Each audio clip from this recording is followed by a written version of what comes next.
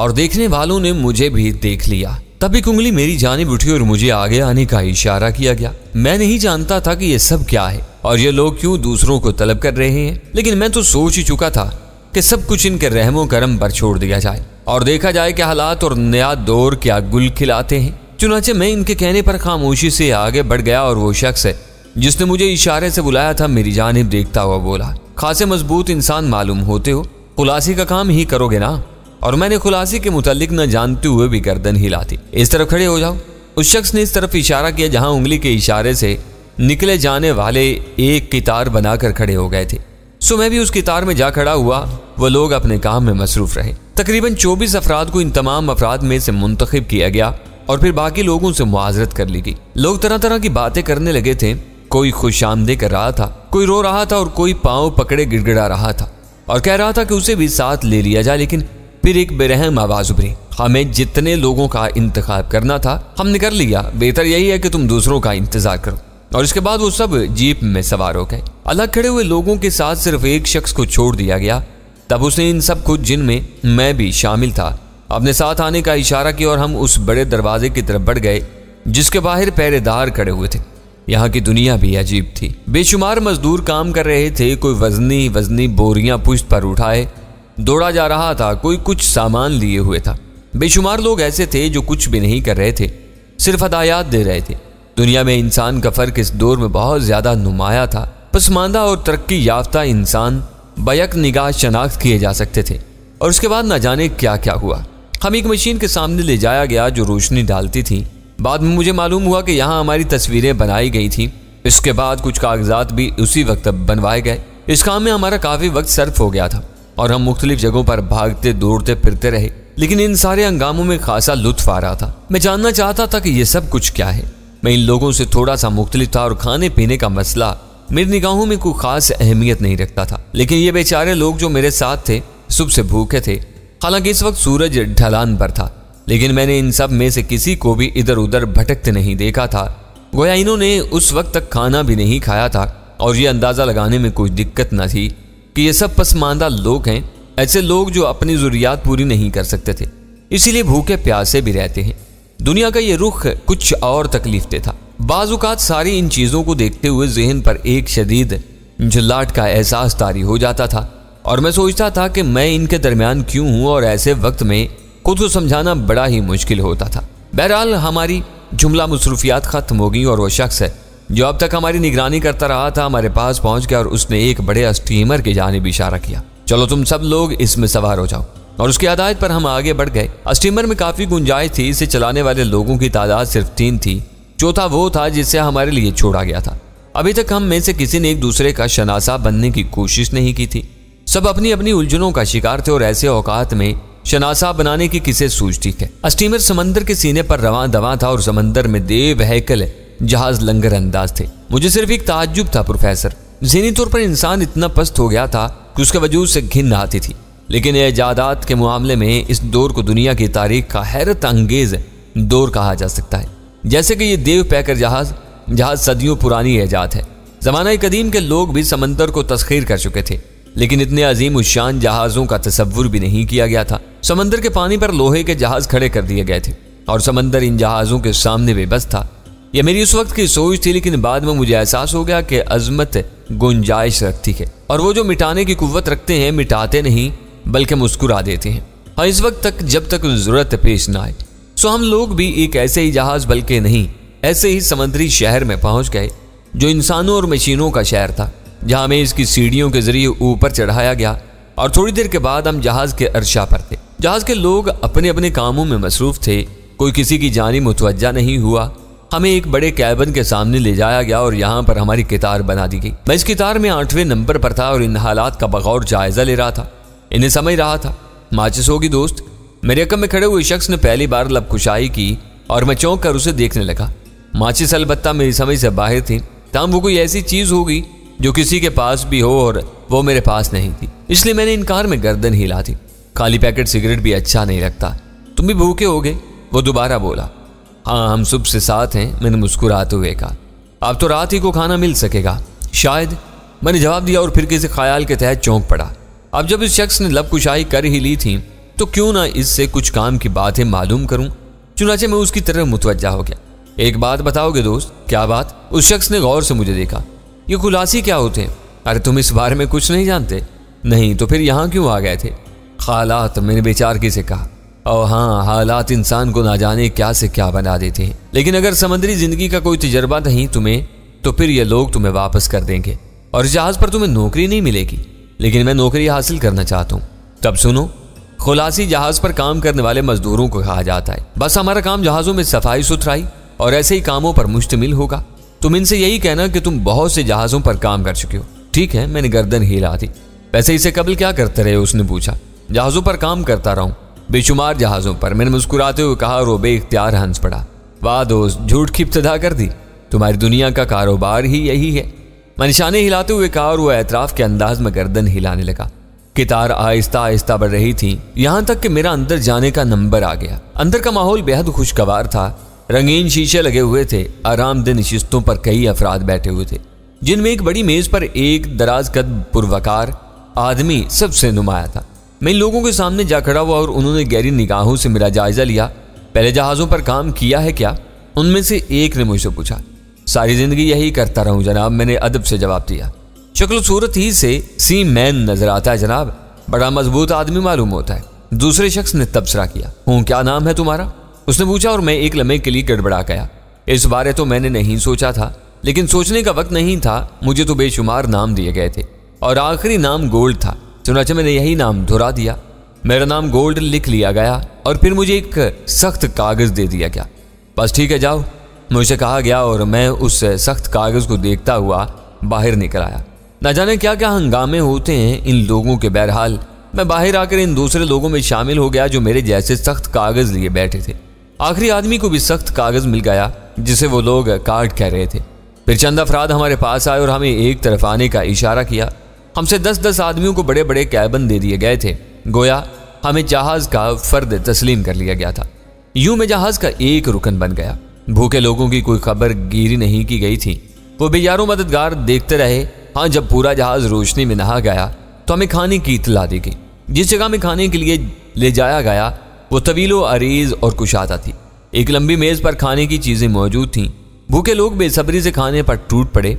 मैंने भी उनमें शामिल होने के लिए कुछ खाया और देखने वाली आंखें इन सबको देखती रहीं। यूं लगता था जैसे ये जिंदगी ज्यादा तकलीफ देना होगी। इस तरह मैं इस दुनिया के वसीवा अरीज हंगामों से कटकर इस छोटे से समुद्री शहर के हंगामों तक महदूद हो गया था। लेकिन ये समुद्री शहर भी खूब था। इससे कबल प्रोफेसर, जैसा कि तुमने मेरी दास्तानों में सुना, मैंने बहुत से समुद्री सफर किए थे। मैं बहरी कज़ाकों के साथ रहा। मैं लिबास के साथ एक समुद्री मिशन पूरा किया। मैंने समुद्री जंगें लड़ी, लेकिन वो समुद्री जहाज इस जहाज के अशरे अशीर भी न थे। ये तो दुनिया ही निराली थी। जमीन के बसने वालों ने जिंदगी के हर शोबा में नाकाबिले यकीन कामयाबियां हासिल कर ली थी, जिन्हें देखकर एहसास होता था कि गारों से निकलने वाले पत्थरों के लिए एक दूसरों के खून के प्यासे हो जाने वाले कभी अकल की इस मंजिल तक भी पहुंच सकते हैं।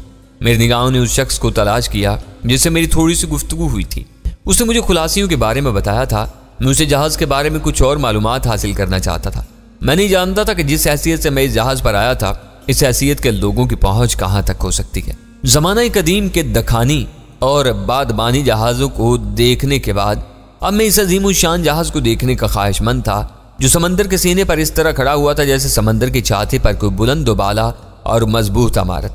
समंदर का पानी इस अजीम शान इमारत को जुम्बिश भी नहीं दे सकता था। चुनाचे अपने कैबिन में जब मुझे वो शख्स नजर न आया, तब मैं उसकी तलाश में दूसरे कैबिन की जानिब चल पड़ा जो ज्यादा दूर नहीं था, और उस कैबिन के दरवाजे में वो शख्स मुझे नजर आ गया। तब उसने मुस्कुराते हुए कहा, तो बिला आखिर तुम्हें भी मुलाजमत मिल ही गई। हाँ, और तुमने मेरी मदद की, जिसके लिए मैं तुम्हारा शुक्रगुजार हूँ। भाई, हम सब एक ही किश्ती बल्कि एक ही जहाज के मुसाफिर हैं यहाँ, जिसकी जो भी मदद हो जाए। और फिर ये तो कोई मदद नहीं है। तुमने एक बात पूछी, मैंने उसका जवाब दे दिया। मैंने कहा ना, मैं तुम्हारा शुक्रगुजार हूँ। हाँ, एक बात तो बताओ। पूछो, जो बात तुम्हारे ज़हन में आई है, लेकिन इससे पहले मेरी भी एक बात का जवाब दे दो।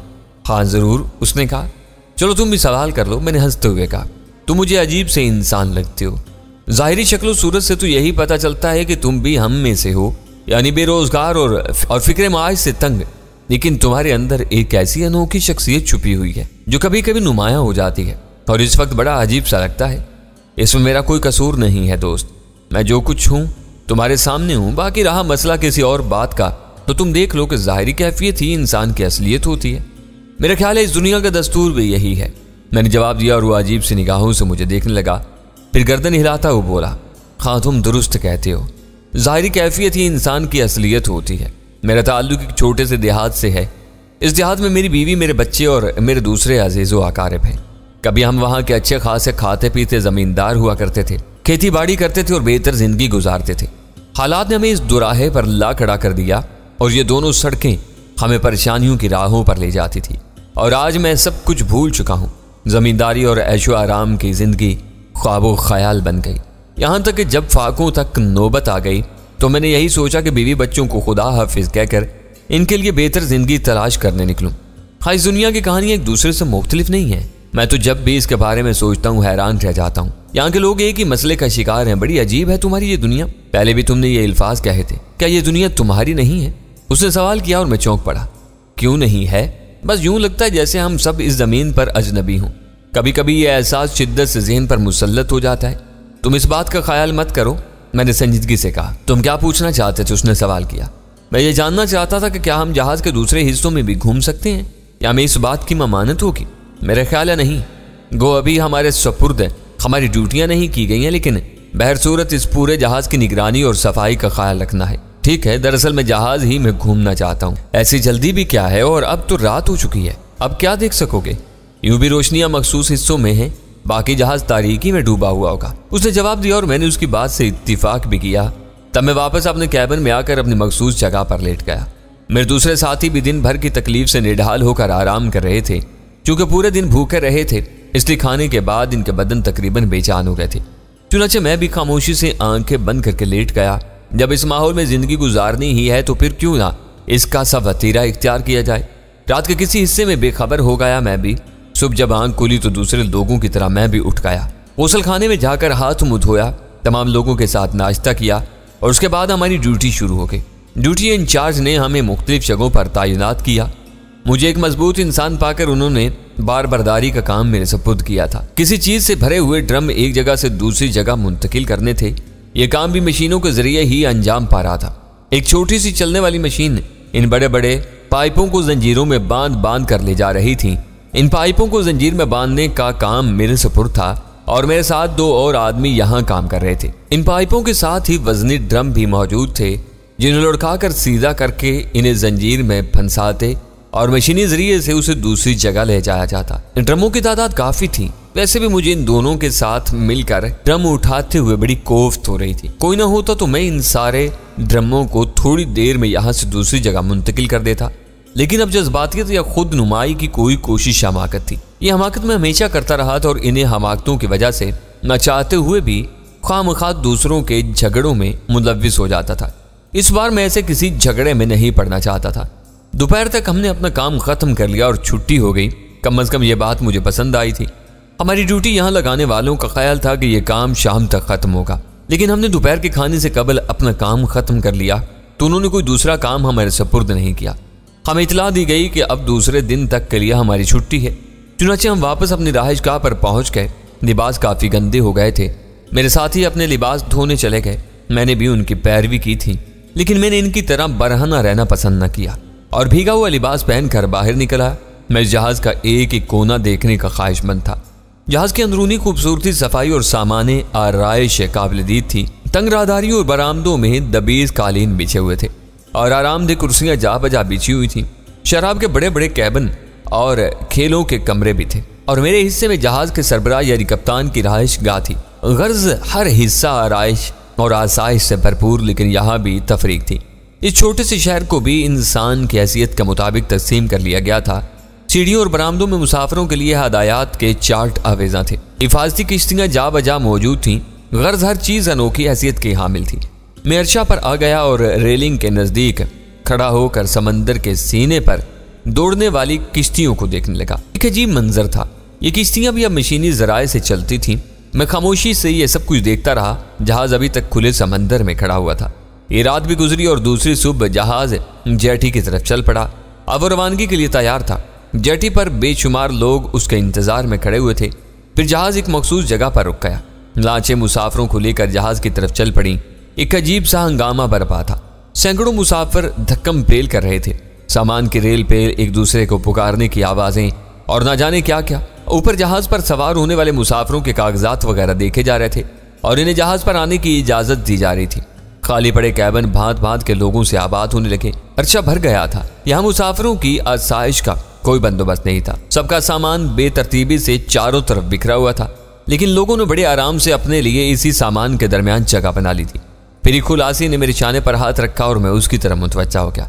वो ड्यूटी अफसर तुम्हें बुला रहा है, उसने कहा और मैं उसकी तरफ चल पड़ा। ड्यूटी अफसर ने मेरे सपुर्द एक काम किया और मैं मुस्तैदी के साथ उस काम की अंजामदही के लिए चल पड़ा। न जाने कितनी देर हंगामा जारी रहा। जहाज मुसाफिरों से भर चुका था। फिर एक मखसूस वक्त पर इसके लंगर उठाए गए और वो अपनी जगह से खिसकने लगा। इंसानों से आबाद ये शहर मुतहर्रिक हो गया और आहिस्ता आहिस्ता मनाजर निगाहों से ओझल होने लगे। मेरे सपुर्द फिर एक ड्यूटी कर दी गई थी। ये अर्शे का एक हिस्सा धुलवाने का काम था। मुझे तो अब किसी काम में यार नहीं था। इस बार मैं वाकई अपने आप को तब्दील करने की पूरी कोशिश कर रहा था और अब तक इसमें कामयाब था। समंदरी शहर समंदर के सीने पर रवां दवा था। मैंने कम अज कम ये बात तय कर ली थी, जहाज पर मौजूद लोगों के लिए मुनासिब इंतजाम थे। मेरे जैसे बहुत से लोग जहाज पर काम करते थे। हम सबको एक मखसूस रंग का लिबास दे दिया गया था और इस लिबास से हमारी शनाख्त होती थी। जो ड्यूटियां हमारे सपुर्द की जाती, हम उन्हें जितनी देर में भी अंजाम दे लेते, इसके बाद हमारी छुट्टी होती थी और हमें जहाज पर घूमने फिरने की खुली इजाजत थी। मुसाफिरों से भरे हुए इस जहाज का ख्याल भी रखना पड़ता था। अगर किसी मुसाफिर को किसी वक्त कोई ज़रूरत पेश आ जाती तो हमें इसका इंतज़ार करने की ज़रूरत नहीं थी, बल्कि इस ज़रूरत को पूरा करना हमारा फ़र्ज था। जहाज के सफ़र को दूसरा दिन था। मैं इस वक्त अपनी ड्यूटी से फारिग होकर अर्शे पर खड़ा समंदर की लहरों से लुत्फ अंदोज हो रहा था कि मुझे अपने नज़दीक ही किसी के कदमों की चाप सुनाई दी। घूम कर देखा तो कुछ नहीं था। फिर किसी ने मेरे पैरों पर हाथ रख दिया। मैं नीचे देखा तो एक छोटी सी बच्ची थी, किसी गुड़िया की मानी थी। उसके सुनहरे बाल हवा से मुंतशिर थे। इंतहाई नफीस लिबास पहने हुए थी। इस हुलिये में वो मुझे बेहद भली महसूस हुई। मेरे ख्याल में उसकी उम्र 11-12 साल से ज्यादा नहीं होगी। गोलमोल से इस गुड़िया को मैंने पसंदीदा निगाहों से देखा और गुड़िया मुझे देखकर मुस्कुराने लगी। अंकल, उसने बड़ी खूबसूरत आवाज में मुझे पुकारा और मैंने प्यार से उसके खूबसूरत बालों पर हाथ फेरा। क्या बात है बेटे? अंकल, ये जहाज समंदर में डूब तो नहीं जाता? क्यों? वैसे डूब भी जाता है। तो फिर पानी में गिरने वाले लोग क्या करते होंगे? वो भी डूब जाते हैं, मैंने जवाब दिया। तब तो मुझे बड़ा डर लगता है अंकल। क्या किसी तरह ऐसा नहीं हो सकता कि जहाज ना डूबे? उसने मासूमाना लहजे में सवाल किया और मैं उसके नजदीक बैठ गया। हाँ, हो सकता है, मैंने जवाब दिया। लेकिन कैसे? बस हम इसे डूबने नहीं देंगे, मैंने उसका गाल थपथपाते हुए कहा और वो मुस्कुराने लगी। आप बहुत अच्छे हैं अंकल, आप मुझे दूर ही से बहुत अच्छे लगे थे, तभी तो मैं आपके नजदीक आ गई थी। अच्छा किया प्यारी बच्ची। वैसे तुम्हारा कैबिन कहाँ है? मैंने सवाल किया। वो उस तरफ कैबिन नंबर 27, लड़की ने जवाब दिया और मैंने उसकी जानिब देखा। एक दराज कामत मर्द और नौजवान औरत मुस्कुराते हुए देख रहे थे। फिर वो दोनों आगे बढ़ाए। हेलो बेबी, क्या बातें हो रही हैं? मर्द ने सवाल किया। कुछ नहीं डैडी, मैं अंकल से पूछ रही थी कि क्या यह जहाज डूब तो नहीं सकता। ओफो बेबी, तुम जब से जहाज पर सवार हुई हो तुम्हारे ज़हन में यही ख्याल गर्दिश कर रहा है। बेटे, जहाज नहीं डूबेगा, बिल्कुल नहीं डूबेगा, और अगर डूबेगा तो तुम्हारे अंकल इसे बचा लेंगे। मर्द ने मेरी तरफ इशारा करते हुए कहा और मैं मुस्कुराने लगा। आओ मेरे साथ। नहीं डैडी प्लीज, मैं अंकल से बातें करूंगी। क्यों अंकल, आप मुझसे बातें करेंगे ना? हाँ, मैंने जवाब दिया। बड़ा सुकून महसूस हुआ था इस बच्ची की बातों से। इंसान के इस रुख पर मैंने गौर नहीं किया था। छोटी सी उम्र की मासूमियत से अभी तक मेरा कोई वास्ता नहीं पड़ा था। वो गुड़िया सी बच्ची मुझे बहुत प्यारी लगी थी। आप इस जहाज पर काम करते हैं ना? हाँ, मैंने जवाब दिया। तब तो आप अक्सर समंदर ही में रहते होंगे। जाहिर है जहाज डूबते तो नहीं अंकल। तुम्हारे ज़हन में यह ख्याल बार बार क्यों आता है जहाज डूब जाएगा? मैंने सवाल किया और लड़की किसी सोच में गुम हो गई। फिर बोली, आपको बता दूं अंकल, लेकिन वादा करें कि किसी को नहीं बताएंगे। चलो ठीक है, वादा करता हूँ कि किसी को नहीं बताऊंगा। सेंट पाल में मेरे अंकल रहते हैं, अंकल डिवेलिंग। मुझे बहुत अच्छे लगते हैं। वहाँ मेरी दोस्त रेशा और उसका भाई चार्ल्स भी रहते हैं। ये दोनों मेरे बेहतरीन दोस्त हैं। पिछली बार जब वो हमारे यहाँ आए थे तो उनसे मेरी दोस्ती और गहरी हो गई थी। मैंने इनसे वादा किया था कि मैं इनके पास जरूर आऊंगी। इस बार जब मेरे डैडी और मम्मी ने प्रोग्राम बनाया तो मैं बहुत खुश हुई।